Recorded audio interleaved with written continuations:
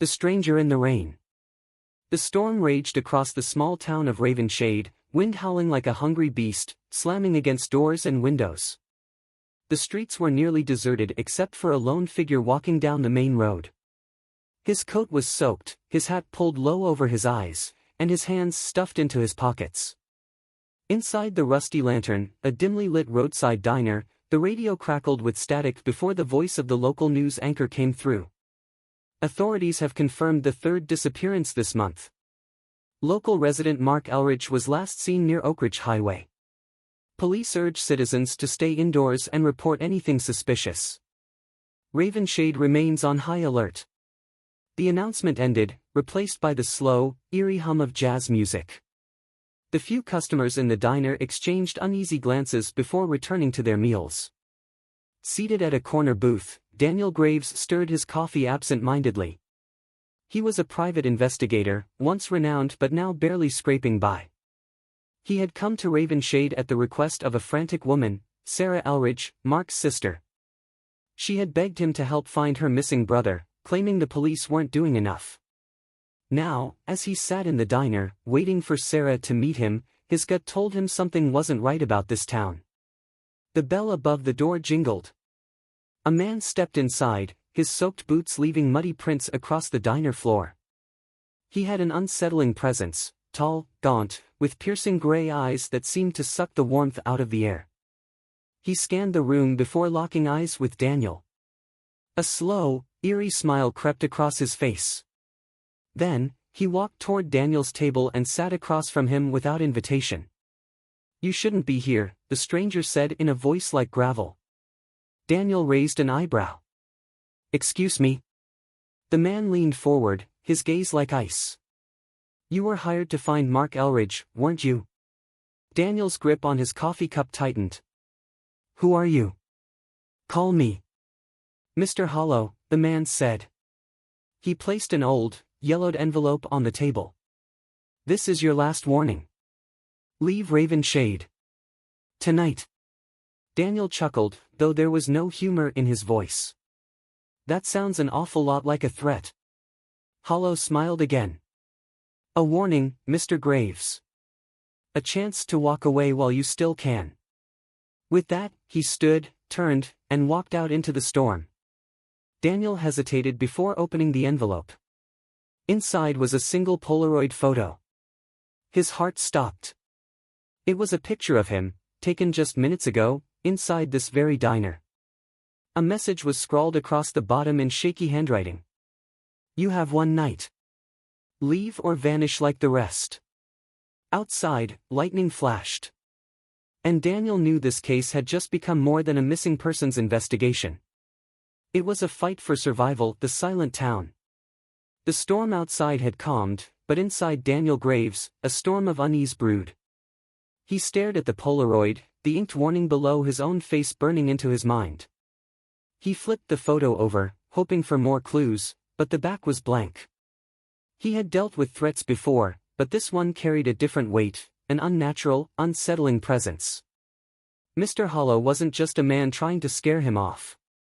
He was something else. Something worse. Daniel tucked the photo into his coat and glanced around. The few customers at the Rusty Lantern hadn't even reacted to the strange man's presence. It was as if they had been trained to ignore things they shouldn't see. Then, Sarah Elridge walked in. She was a petite woman with sharp features, her eyes scanning the room anxiously until they landed on Daniel. She rushed to his booth, her hands trembling as she sat down.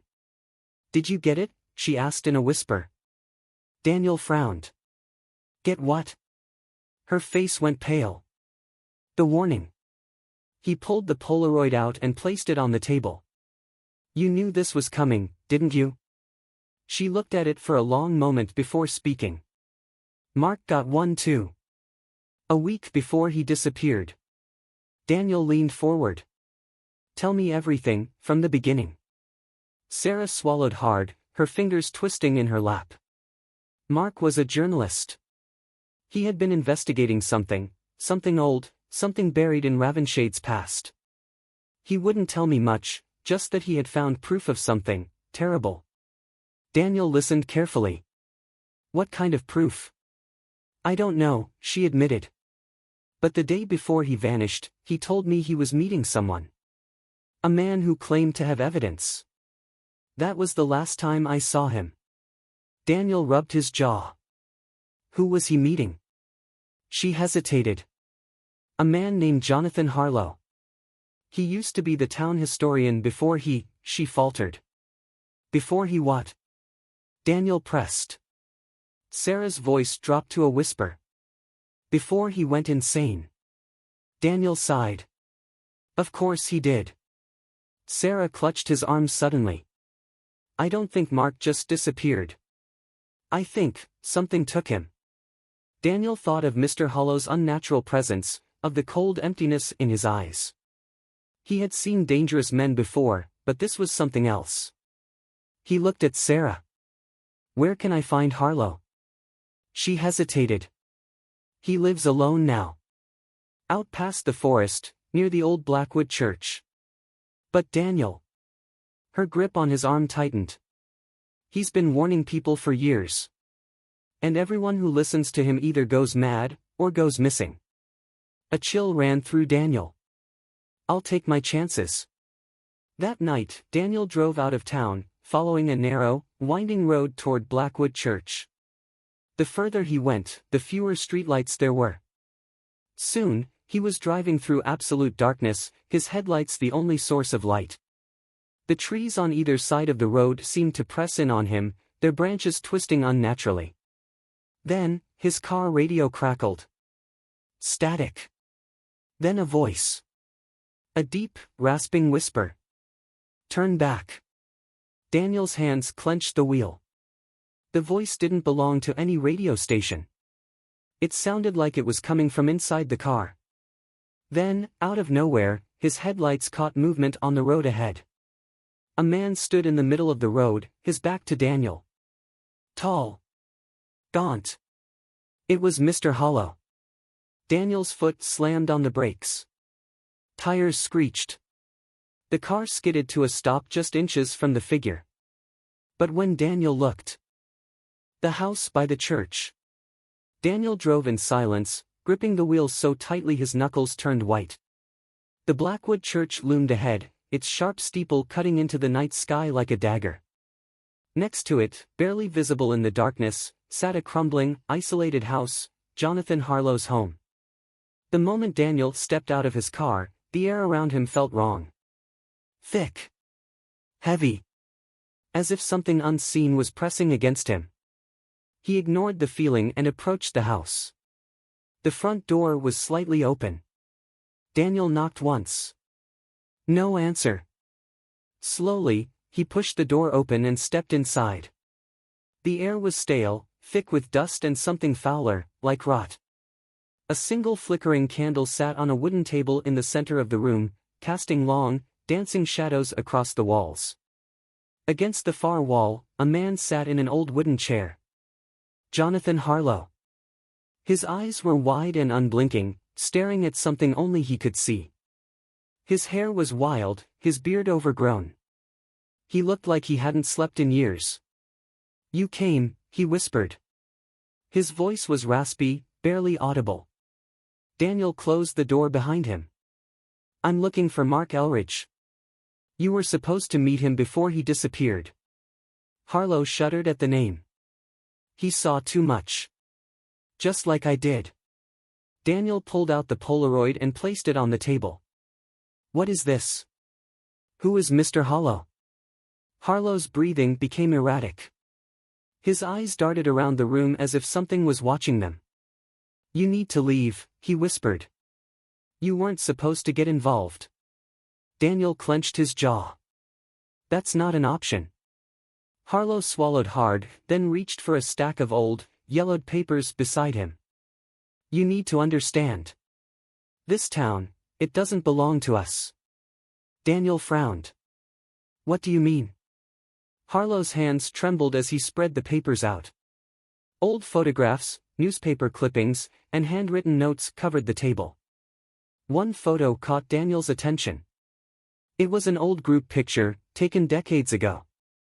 Men and women stood in front of the Blackwood church, smiling. At the far end of the group, nearly blending into the shadows, stood a tall, gaunt figure. Mr. Hollow. Daniel's blood ran cold. This can't be real. If this picture was taken decades ago, how is he still the same? Harlow let out a shaky breath. Because he's not a man. Daniel's skin prickled. Then what is he? Harlow pointed to an old newspaper article. The headline read, "Blackwood Church burns down, entire congregation lost." Daniel's heart pounded as he read the subheading. Only one survivor, Jonathan Harlow. He looked up sharply. You were there. Harlow nodded. His eyes were filled with something raw, something broken.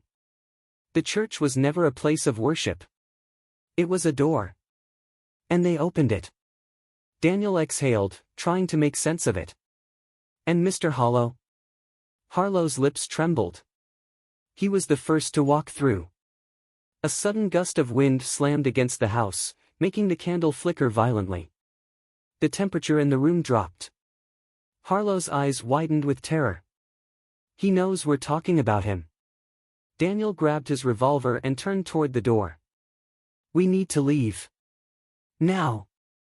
But before they could move, the candles snuffed out. And in the darkness, a voice whispered. Too late. A cold hand clamped onto Daniel's shoulder. The fight in the dark. The moment that ice-cold hand gripped Daniel's shoulder, a violent shock of terror shot through his body. It wasn't just fear, it was something deeper, something unnatural. His instincts screamed, but before he could react, he was yanked backward. The world snapped into darkness. Daniel crashed onto the wooden floor, the impact rattling his bones. He rolled, grabbing his revolver, but the room was gone. No walls, no furniture, just endless, suffocating blackness.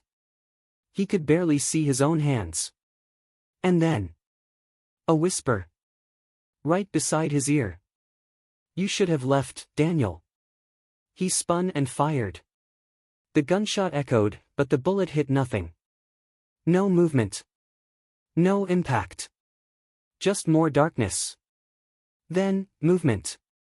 Fast. Inhuman. A shadow rushed at him. Daniel barely dodged as an icy clawed hand slashed through the air where his throat had been a second ago. He fired again, boom, the flash of the muzzle illuminating the horror in front of him. Mr. Hollow. His face was wrong, too long, too sharp, his eyes bottomless pits of black. His grin stretched unnaturally wide, revealing jagged teeth. His body twisted and snapped as he moved, too fast, too unnatural, like a nightmare made real. Daniel stumbled back, his mind racing. Bullets weren't working. A raspy laugh filled the void. You can't kill what doesn't belong to your world. Daniel gritted his teeth. Watch me. Harlow's voice suddenly cut through the chaos. The symbol. Use the symbol. Daniel's eyes darted toward the floor. For a split second, he saw it, a strange sigil carved into the wood, glowing faintly. An old exorcism mark.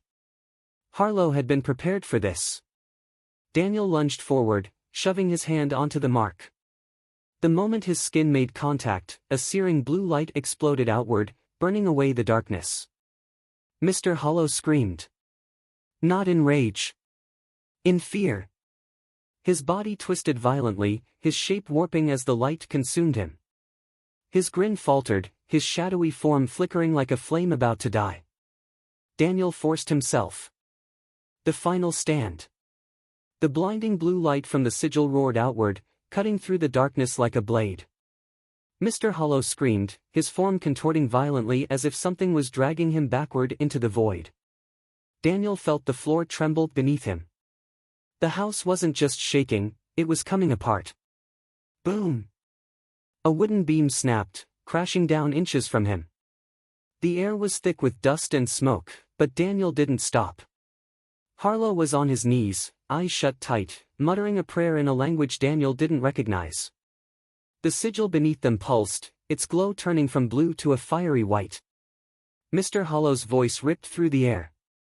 You think this will stop me? Daniel leveled his gun at the creature's shifting, smoke-like body. No, but it'll hurt like hell. Boom! He fired again, this time, the bullet hit. Mr. Hollow reeled back, his face twisting into something monstrous. Shadows poured from his wounds like black smoke, evaporating in the glowing light. His grin had vanished, replaced by pure rage. The entire house groaned. Daniel felt it before he saw it, the ground cracking open beneath them. A hole, no, a void, was forming, swallowing everything around it. And in that endless black abyss, Daniel swore he saw faces. Twisted. Screaming. Clawing to get out. This wasn't just a fight. This was a doorway, and it was trying to pull them all in. Daniel grabbed Harlow by the collar and yanked him back just as a piece of the floor collapsed into the abyss. Mr. Hollow's form was falling apart, his body flickering between man and monster. He lunged one last time, his clawed hand aiming straight for Daniel's heart. Daniel reacted on instinct.